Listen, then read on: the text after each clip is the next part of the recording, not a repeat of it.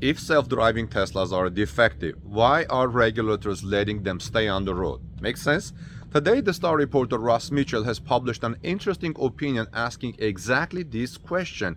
If self-driving Tesla vehicles are defective, why are regulators letting them stay on the road? If you have an opinion on this, please let me know in the comment section as I'm telling the story. So last Friday, February 16, Teslas equipped with full self-driving software were deemed defective enough to warrant a recall because they are prone to crashing. On Friday, all of these defective cars remained on the road with the unreliable software still available to drivers and no firm deadline on when it will get fixed. The Tesla recall raises important and thorny questions not only about Tesla, but also about auto safety regulation in the United States, writes the Star reporter. For starters, why is the National Highway Traffic Safety Administration allowing drivers to continue to use experimental and dangerous software while Tesla tries to repair it, asks the reporter. It's unclear when the software will be fixed. NHTSA has imposed no deadlines, and Tesla chief executive Elon Musk has a record of making grand promises he doesn't keep. Again, I'm quoting you what the reporter says in this report, and I will have the link in the description of this video, so I'll go on.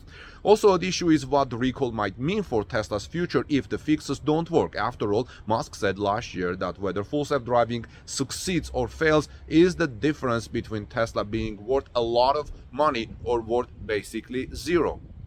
Full self-driving, known as FSD, is an option that Tesla sells for now $15,000. In its current state, the technology is deemed by Tesla to be beta software, a term computer users might recognize as a warning label on a newly issued, not ready for prime-time software program whose code might still be packed with bugs. Important to note, so-called full self-driving Teslas are incapable of fully driving themselves. According to NHTSA, the defects that plague full self-driving can cause a car to suddenly speed up and race through yellow lights, violate speed limits, and continue driving straight ahead from turn-only traffic lanes. A search for FSD on YouTube will turn up evidence of many other software problems, including a tendency for cars with FSD engaged to cross double yellow lines into oncoming traffic. Because of the decades-old process by which traffic statistics are collected in the United States, it's impossible to know how many injuries and deaths FSD and its limited feature sibling Autopilot have caused. Safety officials are struggling not only with new technology in the auto industry, but also with Tesla in particular, an automaker that thumbs its nose at NHTSA on a regular basis, said Phil Koopman, a professor at autonomous technology expert at Carnegie Mellon University. So in its negotiations with Elon Musk, why did NHTSA not require the full self-driving or the defective functions be turned off while Tesla attempts a fix, asks the Star reporter. NHTSA won't say. Koopman, emphasizing he's only speculating, said it's possible NHTSA feared being sued by Elon Musk, which would require a huge commitment of resources and would drag out the situation. Here's a quote I want to share with you. NHTSA would be motivated to get this thing fixed in a way that involves the least trauma and gets it done faster, Koopman said. Brian Walker-Smith, law professor at the University of South Carolina, said regulators are just coming to grips with the recent radical changes in automotive technology. Even the term recall is becoming outmoded. The Tesla fix will be delivered wirelessly to cars wherever they are through what's called over-the-air software delivery. It's called OTA, over-the-air software update. Smith proposes the term virtual recall. That's a nice term to use, I think, virtual recall. NHTSA's recall rules are evolved over decades based mainly on defects in hardware, not software.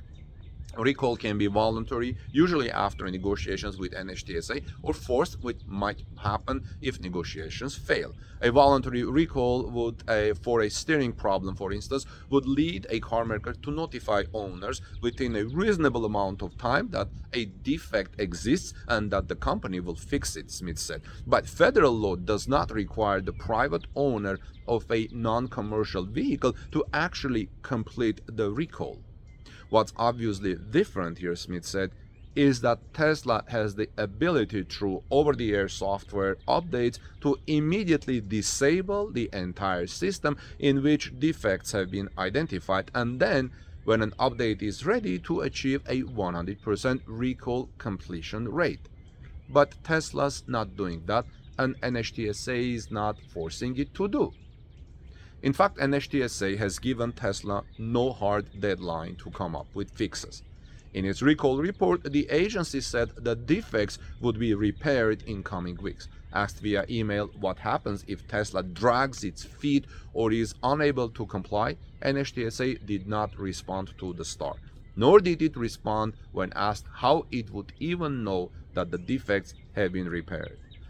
Tesla has been collecting revenue from the add-on FSD feature since 2016, and over those years, Elon Musk has continued to promise that truly full self-driving was right around the corner without delivering on it, or at least partially. The revenue is substantial.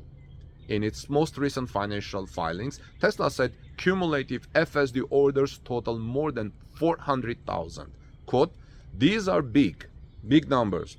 We're taking billions," said Frances McKenna, a lecturer at the Wharton School of Business and producer of the Substack accounting newsletter, The Deep. She figures Tesla has pulled in at least $4 billion United States dollars in cash on FSD over the last 8 years. The company recognized more than $400 million of that in last year's fourth quarter, she said, which enabled the company to beat analysts' earnings estimates and boost the price of its recent flailing stock. That was the first time Tesla announced that it had reclassified full self-driving cash from deferred revenue to real revenue and profit, McKenna said, although, she said, Tesla may have goosed earnings this way in earlier periods without announcing it. The NHTSA recall could rattle Tesla's entire approach to FSD accounting with serious implications for Tesla's stock, she said. The company might have to push FSD cash back into deferred revenue and restate earnings if they can't fix this within a reasonable period of time, and might not be able to recognize full self-driving revenue and profits going forward if the software turns out to be permanently broken. And they may have to refund a whole lot of it, the FSD buyer, she said. Tesla did not respond to requests to comments. Remember that Elon Musk disbanded Tesla's media relations department in 2020. The Star says this story was first published in Los Angeles Times, and apparently Tesla did not respond to comments by Los Angeles Times. I did not contact Tesla about these questions.